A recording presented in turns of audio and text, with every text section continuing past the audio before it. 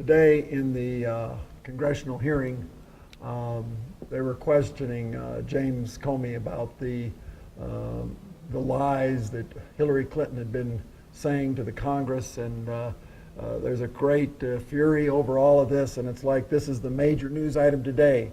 But really, there may be something happening today that's far more serious than that.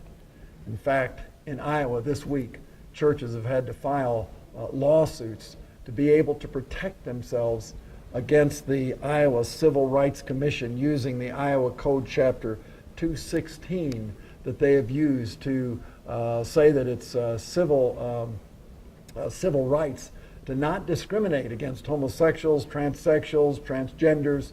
In other words, they're saying if your church is open to the public, you have to let anybody come in and use any restroom they want. If a teenager feels like he identifies today as a girl, he can walk into the church's bathrooms with the women. Or if they have a shower room, he can go into the teenager where the girls are in their showers in the churches. In other words, the state is saying we're going to control your facilities. That's not even the worst of it. Not only that, now with that law and with the Iowa Civil Rights Commission, they specifically in writing are saying they're targeting the churches where the preachers now can't preach against immoral sins, can't preach against sodomy, homosexuality. Isn't it amazing? 40 years ago, in every state in the United States, sodomy was a criminal offense. Today, it's a criminal offense to even speak against it. I don't even know what may happen with people after they see this video. With the pastors that have addressed this moral issue in Iowa, their families have been threatened, their lives have been threatened. It's serious.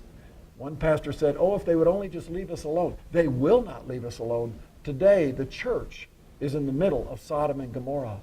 That's why God mandates us to have godly states and Christian leaders that follow God's law instead of man's humanistic, demonic laws that not only threaten the lives of Christians in the churches, but really are bad for society at large. And just as God eventually destroyed Sodom and Gomorrah, unless this gets turned around, unless we again have the moral law of sodomy being criminal, where it's not just in reverse as it is today, the churches and Christians are going to be in serious trouble. We cannot live with righteousness. Righteousness and unrighteousness do not mix. God himself said light cannot be with darkness. In fact, in the New Testament, not only in the Old Testament, in the Old Testament it says the civil law is actually death for homosexuality and for sodomy. In the New Testament, it says the same thing. Romans chapter 1, 18 through 32. So God abandoned them to do whatever shameful things their hearts desired. As a result, they did vile and degrading things with each other's bodies.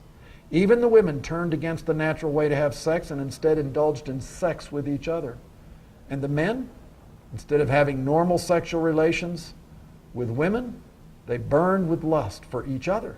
Men did shameful things with other men, and as a result of this sin, they suffered within themselves the penalty they deserved.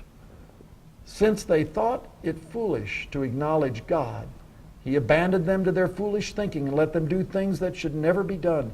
They know God's justice requires that those who do these things deserve to die, yet they do them anyway. Worse yet, they encourage others to do the same.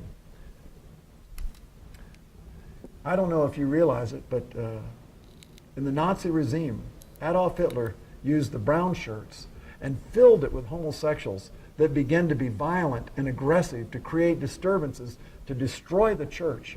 And there was a few pastors that stood up and lost their lives during that reign of terror.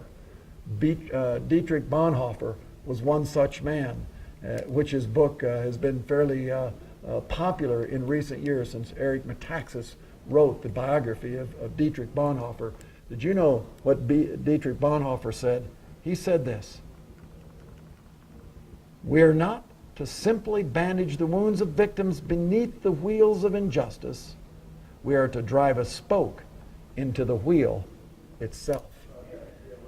We cannot just bandage up the problems. The problems will overwhelm. Light will not mix with darkness. That's why God has mandated Christians to have civil rule, not only to protect and have society be civil, but it even helps the non-Christians to have life where there's peace and joy and righteousness and safety that relates to health, that relates to safety on the streets, and where God really should get glory in the state, even as he does in the church and as he should even in our families.